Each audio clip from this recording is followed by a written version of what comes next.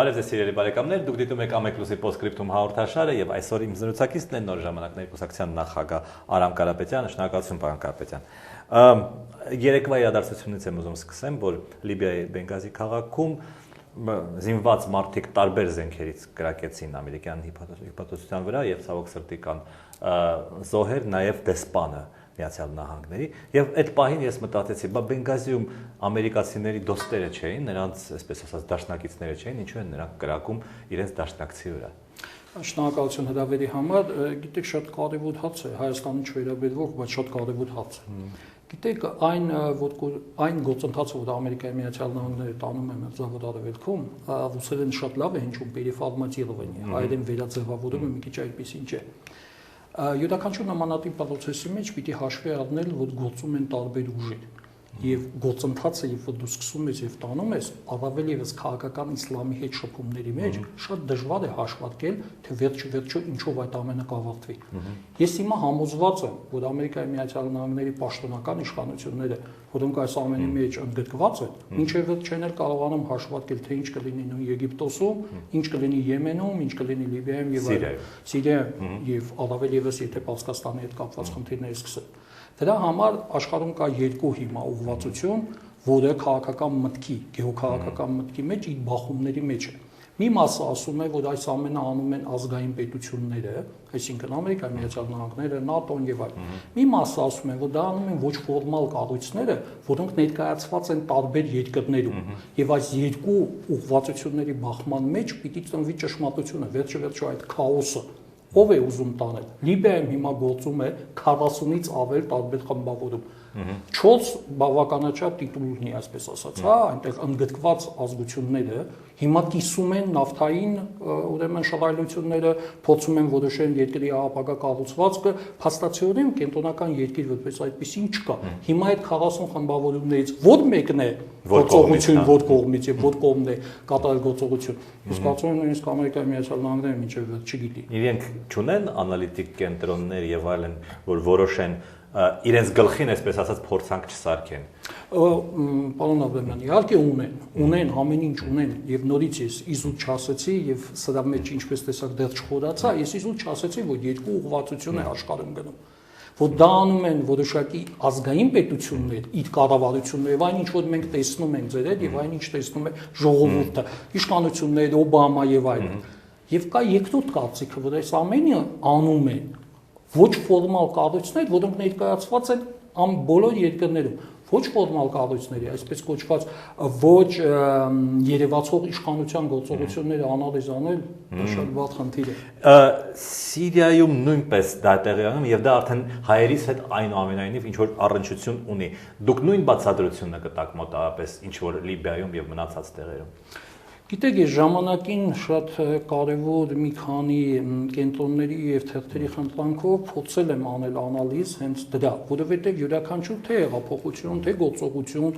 թե գեոքաղաքական գործողություն, գիտեք, եւ դուք ձեր հետ դա կարող եմ խոսել, ունի իր մետաֆիզիկան նաեւ։ Չկա մի բան, որը անկախ լինի գնացող պրոցեսներից։ Այդ մետաֆիզիկան, որ նայում է, շատ հետաքրքիր է։ Այսինքն Սիրիայում հիմա գնում է մի գործընթաց, որտեղ բոլորը բոլորի դեմ են։ Եվ գեոքաղաքական շահերը, որ նայում ես, այնքան էլ չի համընկնում։ Գիտեք, ես միշտ կողմնակից չեմ այդպիսի հեշտ որոշումների։ Թուրքիան եկավ, այս արեց, սա արեց։ Ես էլ հաց եմ տալիս, Թուրքիան մտավ, որոշակի գործողություններ արեց, դա բոլորս էլ կարդում ենք, տեսնում ենք, բայց այնտեղ առաջացավ քրդական հարցը, որը Թուրքիայի համար բավականաչափ դաժան ուրեմն հետևանքներ կուներ։ Այսինքն դուրս է գալիս, թուրքերը իրենց ձեռքով ստեղծում են Քրդստանի մի մասը, չի կպտում։ Այսինքն նման բացատրությունները, որը տալիս են մեր քաղաքական գործիչները, քաղաքագետները, մնացածը, երբ որ մի քիչ խորացնում ես, միանգամից կապ է ընկնում։ Դրա համար իմ տեսակետից այս բոլոր գործընթացները պիտի նայել, թե ում է ձեռնտու այս քաոսը։ Ոչ մեկին։ Այսինքն ազգային պետություններով որ նայում ես, ոչ մեկին։ Բայց քաոսը շարունակվում է, չէ՞։ Ազգային պետությունները որ նայում ես, Ամերիկայի Միացյալ Նահանգներին ինչքանով է ձեռնտու որ հիմա այդ քաոսը շարունակական դառնա, ստեղծվեն այնպիսի կայսրություններ, ինչպես Օսմանյաններ կամ քարդերը, որոնք ավելի վատթարացնեն վիճակը եւ այլն, դա անպայման կընդգրկի մեջ շատ շուտով ցավոք սրտի Լիբանանը, իսկ դա նշանակում է ներքաշվի Ֆրանսիան, իսկ դա նշանակում է Եվրամիությունը եւ այլն։ Այսինքն ինչքանով է այդ քաոսը։ Մեզ բացատրում են դոլարով, նավթով եւ այլն։ Ոչ։ Սրանք էլ ես հիմա չեմ ուզում երկար խոսել դրա մասին, բայց կարող եմ փաստ փուլ բացատրել, նավթն էլ, փողն էլ, սրանք չեն խնդիրներ։ Երրորդ համաշխարհային պատերազմը, որին վերջը ուզում է տանել այս քաոսը, մի նպատակ պիտի ունենա։ Աննպատակ համաշխարհային պատերազմներ աննպատակ չեն լինում։ Այսինքն առաջին երկուսը նույնպես նպատակ։ Միանշանակ, եթե նպատակներ չունենային, չէին ծագի այն պարագայում, երկուսն էլ գիտեք, որևէ մի ռեալության շրջանակում չեն ծագի, հա, Ֆրանց Ֆերդինանդի սպանությունը դարձել է պատճառ, իսկ այստեղ ես հիմա ուզում եմ գրել Ռուդոլֆ Հեսի մեկնելը Անգլիա, թե ինչ է տեղի ունեցել մինչև այդ երկրորդ համաշխարհային պատերազմի հետ կապված, այդ ինչպես ստացվեց, որ որևէ բան չնշանակող 20-ական թվականների նացիստական կուսակցությունը 10 տարի հետո կանցլեր հռչակեց Հիտլերին, հաղթելով Հեսը ես հիշեցնեմ, որ իրենց կուսակցության հիմնադիրն է։ Հիմնադիրներից մեկն է, տեղակալն է, Հաուսխոֆերի աշակերտն է, որը նստած է եղել Մյունխենյան պուտչից հետո նույն բանտում, նույն ուրեմն սենյակում, նույն խցում Հիտլերը եւ ասում եմ Mein Kampf-ի կեսը գրել է Հեսը։ Այսինքն, երբ որ նայում ես այդ ամբողջ պատմությունը, իրավան պատմությունը, նրա կապերը անգլիական իշխանների հետ, նրա կապերը ուրեմն քաղաքական եւ արքայական տան հետ եւ այլն, այսինքն այնպեսի հետաքրքիր բաներ է գալիս, որ այդպես չի, ես ուղղակի խնդրանք ունեմ։ Չի կարելի ամեն ինչին, հայերը իրավունք չունեն, հայերը հին ազգ են, միշտ պիտի իմաստությամբ ամեն ինչի մոտենանք եւ խորքային մենք պիտի ամեն ինչ հասկանանք։ Մենք չունենք նավ, չունենք այդ հնարավորությունը, չունենք այդ կապով, մենք ունենք միայն իմաստություն եւ խելք։ Այ Դավիթ Օղլուն փոքր այդպես խորամանկություն արեց։ Չնայած Թուրքիան փակել է, հա, այսպես ասած Սիրիայի հետ սահմանը, ասում են, բայց հայերին, եթե նրանք ուզենան Թուրքիա գալ, խնդրեմ, համեցեք, մենք նրանց կընդունենք, կտեղավորենք։ Ինչով է այդ բացատրում դա։ Ուրեմն միանշանակ կարող եմ ասել, դա թուրքական դիվանագիտությունն է, բայց հացը դրա մեջ չի։ Հացը նա մեջ է, որ ես հաց կտայի պարոն Դավիթ Օղլուն, այդ ինչպես եղավ, որ այդ հայերը Սիրիայում հայտնվեցին։ Այսինքն ժամանակին դուք եք մեղավոր եղել, ցեղասպանության եք ենթարկել, մարդկանց դարձրել եք, այսպես ասած, դատարկում, մարդիկ հայտնվել են այնտեղ։ Հիմա մասնակից եք, որովհետև հիմա Դավիթ Օղլունն էլ կպատասխանեմ, ինչպես որ բանի։ Ամենամեծ թող մոտենա սահմանից 8 կիլոմետր էսկում։ Ամենամեծ ապստամբների պատրաստման ուրեմն բազաները գտնվում են հենց Թուրքիայի տերիտորիայում, Սիրիայի սահմանից 8 կիլոմետրի վրա։ Ես կարող եմ ասել տեղը, կարող եմ ասել քանակը, կարող եմ ասել մարդկանց այնտեղ պատրաստվածությունը եւ այլն։ Այսինքն մենք խառնում ենք, բայց գիտեք հայերը քանի որ մենք խնդիրներ ունենք, հայերին բան չենք անում։ Ինչ եք անում, կոտորում են հայերին ընտրվել, ինչ նոր բան պիտի անեն։ Ասացեք խնդրեմ, այնուամենայնիվ ըստ տրամաբանության հայերի համար, Սիրիա հայերի համար պետք է որ Հայաստանը լինի ամենաանվտանգ տեղը։ Բայց նրանք առանձնապես տրամադրված չեն այստեղ ապրելու միայն սոցիալական պատճառով, թե ինչ որ քաղաքական քայլեր չի անում Հայաստանը։ Գիտեք, ես շատ խիստ ընդդիմադիր կեցվածք ունեցող որպես քաղաքական գործիչ կամ բաներ, որոնք օբյեկտիվությունից դուրս գալ չեմ կարող, եթե նույնիսկ դա ինձ կբերի դիվիդենտներ։ Հայաստանը այսօր Սիրիայի խաղացում խաղացող չի եւ չի կարող լինել իր ունեցած քաշով։ Այլ հարց է, որ Հայաստանը կարող է ներ քաղաքական կամ ներ, այսպես ասեմ, ներ համերաշխության այնպիսի մթնոլորտ ստեղծել մինչև այս, որ պետությունը յուրաքանչյուր հայի համար ներ դնող լինի, զբոսաշրջիկ լինի եւ այլն, ավելի լինի, ավելի մատչելի, ընդգրկելի, հասկանալի, սրա մեջ։ Այո, բոլորի համար, անխտիր բոլորի համար, բայց քանի որ Հայաստանը կոռումպացված երկիր է, օլիգարխների այն ինչ որ ասել ենք, շատ դուք գրել եք, մենք ասել ենք, սա մարդկանց հենց սկզբից վանում է արդեն։ Նույնիսկ փախստականին վանում է գալը։ Ինչու եմ ասում, խորհրդային միության ժամանակ Հայաստանը բավականաչափ բարեկեցիկ էր ապրում, որպես ուրեմն միավոր, բայց այն ժամանակ էլ երբ որ հիշում եք Բեյրութի դեպքերը եղան, լիբանանյան դեպքերը եղան, մարդիկ գալիս էին, բայց շատ քիչ, բաց է խորհրդային միությունը, բաց է փակել եւ այլն, բայց այն ժամանակ ավելի շատ կարծիք կար, որ կարող են գալ եւ Հայաստանում անվտանգ լինել, քան հիմա, երբ որ մենք անկախ ենք Երևան-Հալեբ ռեյսը կար եւ Երևան-Բեյրութ ռեյսը խորհրդային միության, այո, եթե հիշում եք նույնիսկ խորհրդային միության իշխանությունները Մոսկվայում շատ ավելի ճկուն քաղաքականություն էին վարում այդ հարցում Եվ ավելի շատ էր այդ պատկերացումները լիբանանահայերի, չնայած մեծ մասը ցավոք սրտի 200,000-ից ավելի գնաց դեպի Ամերիկայի Միացյալ Նահանգներ այն ժամանակ, որովհետև ավելի բարձ հասարակարգի սովոր ժողովուրդ էին։ Բայց այն ժամանակ ուզում եմ ասեմ ավելի շատ էին ձգտումները, քան հիմա, երբ որ մենք անկախ ենք։ Այսինքն Հայաստանը իր ներքին այսօրվա կյանքով, նույնիսկ փախստականի համար, պատկերացման համար, նույնիսկ պատկերացման համար այդքան ընդգրկելի չի, այդքան ջերմ չի։ Ես խոսում եմ սիրիահայերի հետ եւ ասում էի այսօք դեր համար այլ ընտրանք է գնալ Լիբանան, Բեյրութ եւ նրանք ասացին այն ինչ որ դուք ասացիք։ Նրանք ասացին իսկ ինչ երաշխիք կա որ մի քանի ամսից այնտեղ նույնը չի սկսվում։ Ցավոք սրտի ոչ մի երաշխիք չկա, ցավալի փաստ եմ ասում, ինչքան ես եմ տեղեկացված, հիմա սկսվելու է տոտալ պատերազմ Սիրիայում եւ դա կարելի է ավելի շատ ռմբակոծությունների, նկատի ունեմ պայթեցումների, պարտիզանական, իսկ հոկտեմբերին ես լսել եմ եւ շատ կենտրոններ, որոնք զբաղվում են Մեծավոր Արևելքով ընկերներ, ասում են, որ հոկտեմբեր, նոյեմբերի սկիզբ գլխավոր ճակատամարտն է փորձել է տալ սիրիայական այդ ընդդիմությունը, որպեսզի վերջնականապես Ասադի ռեժիմը փոխի։ Դա համար ցավոք սրտի մեր համար սկսվում է այդտեղ նույնպես քաոս։ Չէ, նրանք ասում են Լիբանանում էլ հանգիստ չի։ Միանշանակ, դա իրար հետ այնքան կապված են, որ Սիրիան ու Լիբանանը կապված են բավականաչափ լուրջ ուրեմն թելերով, թե սիրիական քաղաքական ինստիտուտների հայտնի 80%-ը մոտավորապես Լիբանանի սիրիական է։ Սիրիական հատուկ ծառայությունները եւ սիրիական բանակը չերևացող չնայած դուրս է եկել հայտարարությամբ, բայց մնում է գլխավոր երաշխավորներից մեկը։ Պարզ է, որ Սիրիա, որ Լիբանանի հարավում գիտեք գործում են այն խմբավորումները, որոնք սնվում են եւ բացահայտ կանգնած են Իրանի կողքը, օրինակ Հեզբոլլան, որը փաստացիորեն իշխանություն է Լիբանանի հարավում եւ պարզ է, եթե Սիրիայից հետո, Սիրիայի այդ ռեժիմից հետո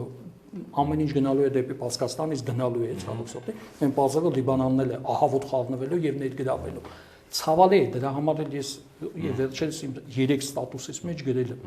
խելքներս գլուխներս հավաքելու ժամանակը, որովհետև այնինչ մինչև հիմա ունեինք նույնիսկ համեմատելի չի այն քաոսի հետ, պարոն Աբրամյան, որի մեջ մենք կարող ենք հայտնվել շատ շուտով։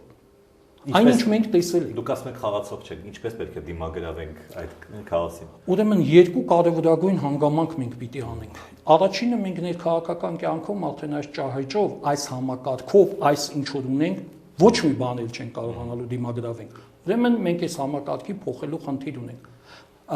Դա կարվի վերևից շատ ամենալավագույն տարբերակը, այսինքն իշխանությունը հստակ հասկանում է, որ բոլոր քաղաքական ուժերի ներգրավմամբ պետք է փոխել այս համակարգը, որովհետև ինքը էլ ոչ մի բանի համապատասխան չի։ 21-րդ դարին չեմ էլ ասում։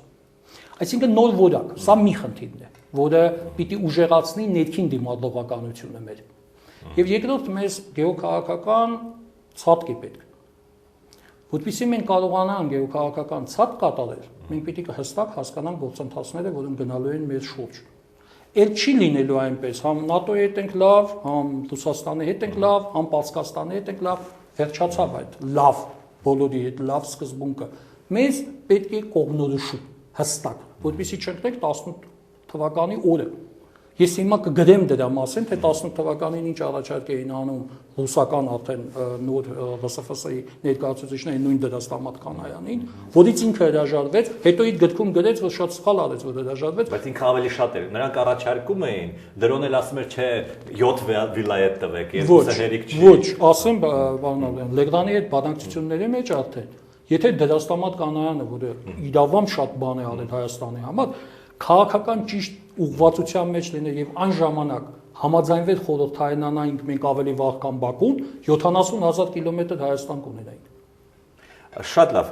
ասացեք խնդրեմ, դուք ասում եք բոլոր ուժերի ներգրավմամբ անենք լավ բան։ Հիմա էլ ինչ ուժ եք ուզում խորհրդարանում արդեն լիքը ուժեր կան, բայց կարծես թե դեպի լավը չի գնում, հա։ Գիտեք, ես որևէ մեկին վիրավորել չեմ ուզում եւ ես նմանատիպ բնավորություն չունեմ։ Ես չեմ ասում խորհրդանում վատ ուժեր են, լավ ուժեր են, ես չեմ ասում որ դրանք այն ուժերն են, որ միտք են ծնում, կրեատիվ են եւ այլն։ Դրա մասին չէ խոսքը։ Իսկ կան ուժեր,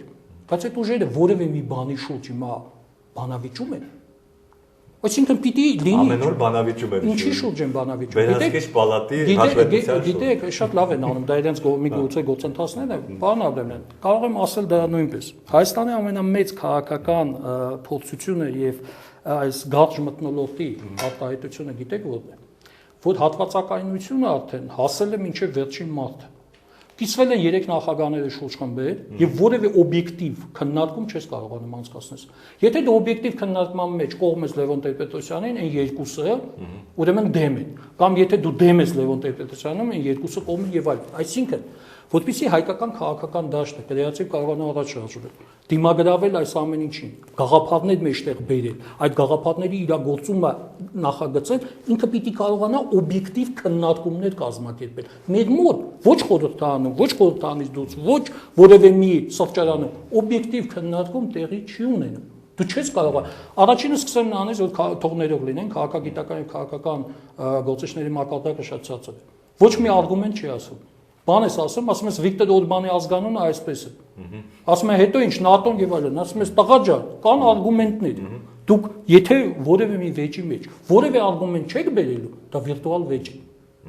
Վեճերը միշտ առավել եւս քաղաքական, որոնք պիտի հետևից գործողական քայլեր ձեռնարկեն, պիտի լինեն օբյեկտիվ եւ արգումենտված։ Որևէ մեկը որևէ արգումենտ չի բերում, հատվածականության մեջ մտած պատվերների կատարելով առաջ են գնում, իսկ մնացածն մի մասն էլ խաշուտելու սեղանի շուրջ փորձում է գտնել այդ հայկական, այսպես ասած, հայամետ ուղղությունը։ Բայց աշխարհում առաջ գնացող գլոբալիզացիայի հայամետ ուղղությունը ո՞րն է։ Այսինքն հայամետը նա է իմ տեսակետից, որ Հայաստանը իր տեղը գտնի, ուժեղանա, բարգավաճի, կարողանա իր խնդիրները լուծել, բայց գործող աշխարհի մեջ կարող ենք այսօր փակենք այդ սահմանները, ասենք վերջ։ Մենք մսամելիքի պես գնացել մտել ենք, փակվել ենք եւ այլն։ Այդ մեր քաղաքական գործիչների այդ էլիտայի խնդրի լուծումը նրանում է, որ առաջին, երկրորդ եւ երրորդ նախագահները հավաքվեն ցեղանի շուրջ եւ ասեն. մենք այլևս քաղաքականությանը չենք մասնակցում, ապրեք ինչպես ուզում եք, կլինի այդպես։ Գիտեք, եթե հիշում եք, ձեզ էլ է այդ ստատուսը գրել, ձեզ էլ է ուղարկել, որ գրել է Հայաստանում գործում է Եղանկյունի, Ցավոք սրտի Բերմուջյան։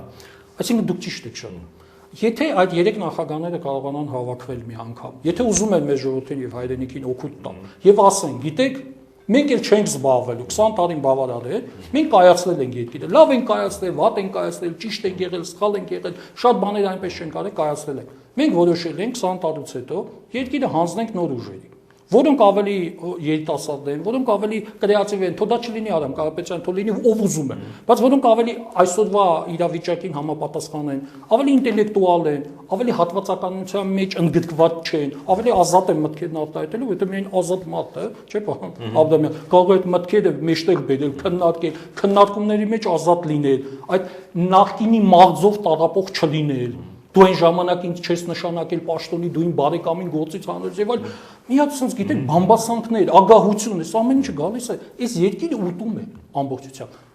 Իմ տեսակետն է, ինչքան էլ մենք բարոյական խրատ կարդանք, այս 3 նախագահները այսպես